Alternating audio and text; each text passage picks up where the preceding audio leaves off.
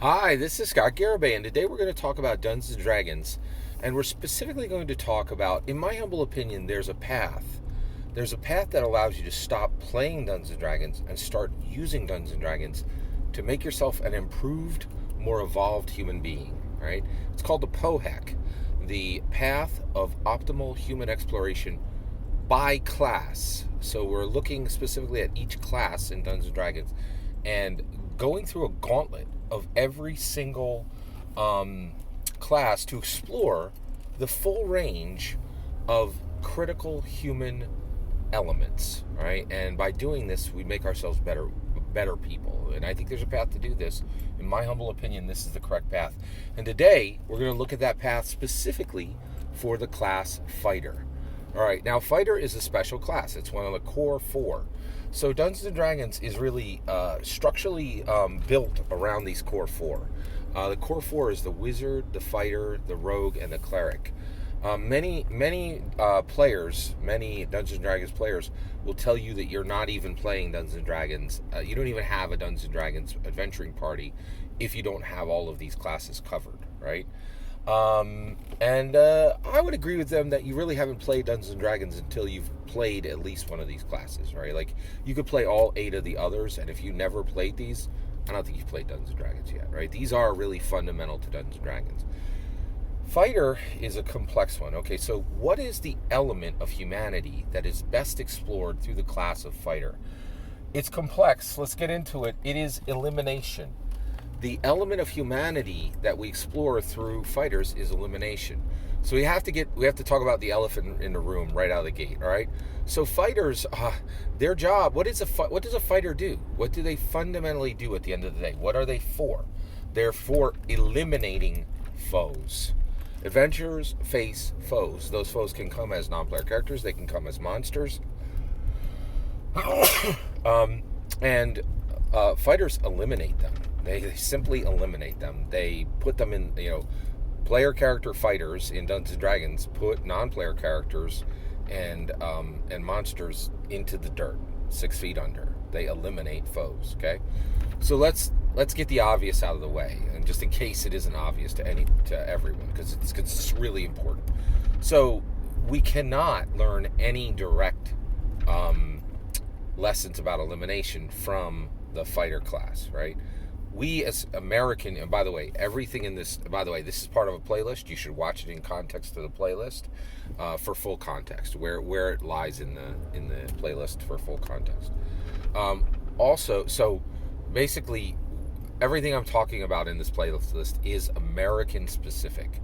We're talking about American morality. That's what Gary Gygax presented when he said evil, neutral, good, law, chaos, order, chaos, law, chaos, right?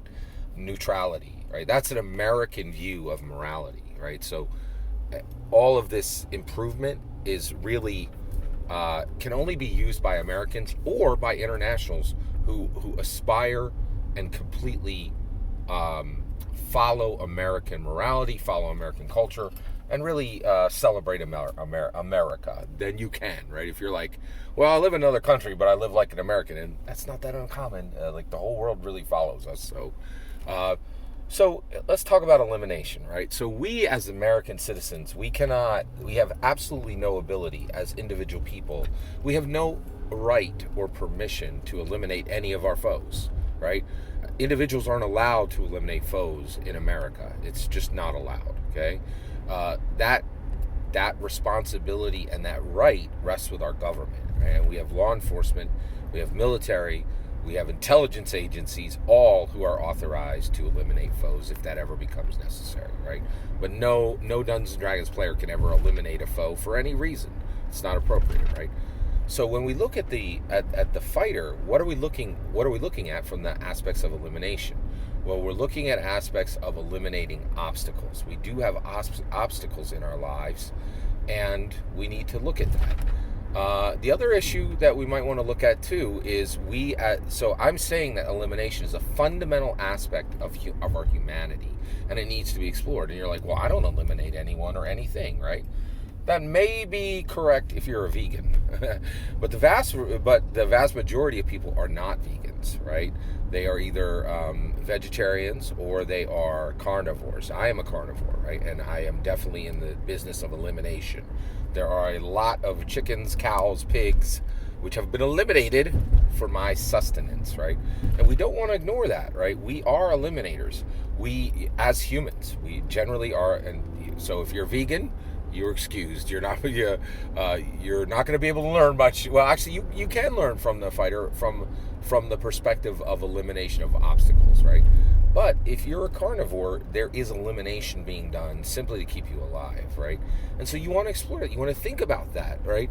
As you play a fighter, you realize living things are being eliminated for you, right?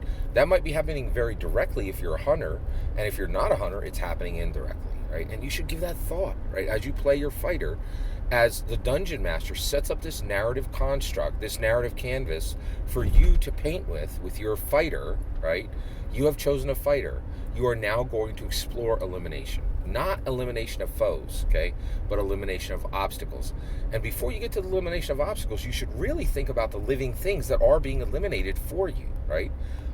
I'm comfortable with it, right? It gives me strong sustenance, and I've absolutely never met a vegan in my life that I had any that gave me any second thoughts that I should be vegan, right? Like I've encountered vegans, and I see that nothing is being eliminated, no living things are being eliminated for your sustenance, but I don't want your health, I don't want your outlook, I don't want anything that is vegan, and so, and that comes from my exploration through fighter, right? Thinking about what is being eliminated for me. Let's move on to elimination of obstacles, right? So we have obstacles in our lives, right? And let's think about fighter in context to every other class, right? A fighter comes across a foe, right? And they're like, I'm going to eliminate you. I'm going to put you in the dirt, and you are never going to be a problem for me again, right? Look at this. What does a wizard do? They banish a foe. I'm going to put you over there for a certain amount of time, and I'll run off. Or we'll just get prepared to attack you when you come back. But their first inclination is to remove the foe, not eliminate them, but proximally remove, right? What does a rogue do? They go around a foe. They're like, I'm just going to avoid you. You're whatever bad thing you have planned for me is never going to happen because I'm never going to be in the space for you to make it happen, right? And so they avoid foes, right? And then last is the clerics. What do, right? They simply fix what a foe has broken, right? It's very, very interesting, right? They fix what a foe has broken. Very interesting, right? They restore literally the life that foes have taken to themselves and to allies. Restoration based around restoration of what a foe has accomplished. Very, very different, right? But when we look at the fighter, it says, hey, what if we encounter an obstacle and we don't avoid it, and we don't proximally remove it, right? And we don't restore what damage it's done to us, right? But if we literally eliminate it, we eliminate the problem, we make sure that the problem is no longer a problem for us now or never will be again, right? There's different ways to do this. So one of them is, let's say you have a problem with a person, right?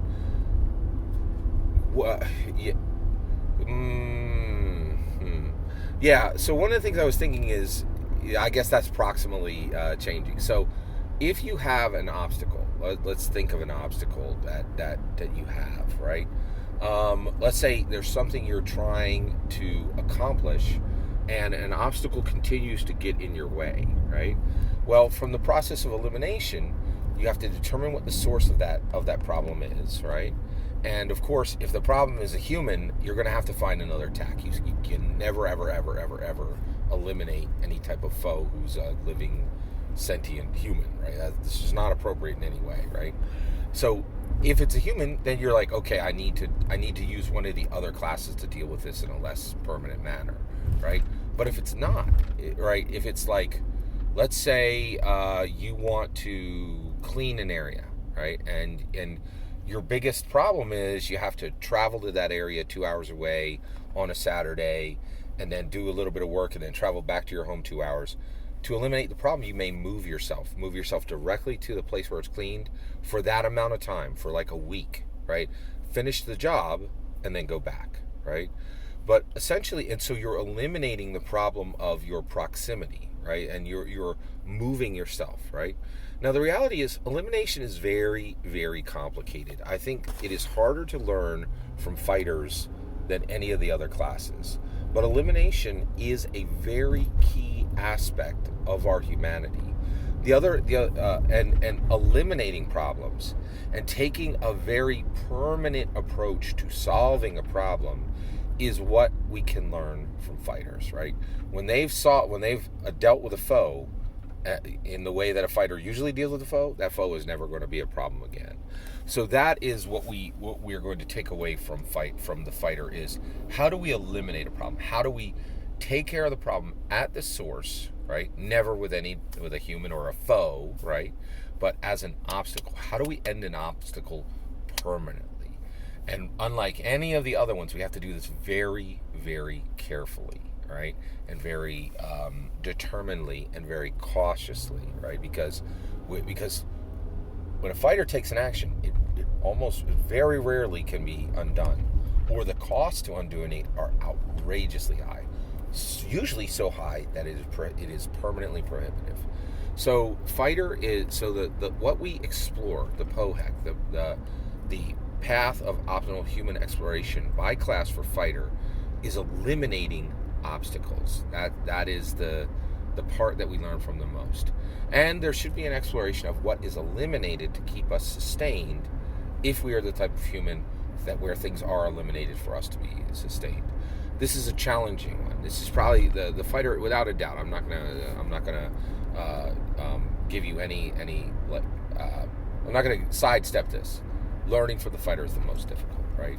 And you may actually run a fighter and learn nothing the first time you do it, right? It might take more than one run to do this, right? And I think there's buried treasure, there's wisdom in Dungeons & Dragons that can be very challenging to pull out, in my humble opinion. But in my humble opinion, that's what we learn from fighters, is how to permanently eliminate obstacles in our lives. Challenging to learn from, but it doesn't mean we shouldn't try. All that's my opinion. I'd love to hear your thoughts. Let me know in the comments below. Please consider liking and subscribing, and have a wonderful millennium.